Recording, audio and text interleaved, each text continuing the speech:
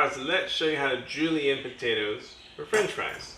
First thing you do, you're going to take a slice, make that slice about the size you're going to want, maybe a 1/2 inch thick or a 1/4 inch thick. Set it on its side and start doing the same slice about a 1/4 inch thick down the potato.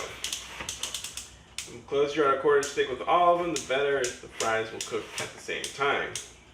Now if you get some bad spots like this has little bad spots, you can just snip that off and that part is good to go. So now what you're going to do is you're going to make sure using the flat part, see I want to keep this one aside, make it so the potato will not roll and you just slice it right down again, trying to get to 1/4 inch, 1/4 inch, 1/4 inch, last one, 1/4 inch, and we go and fix.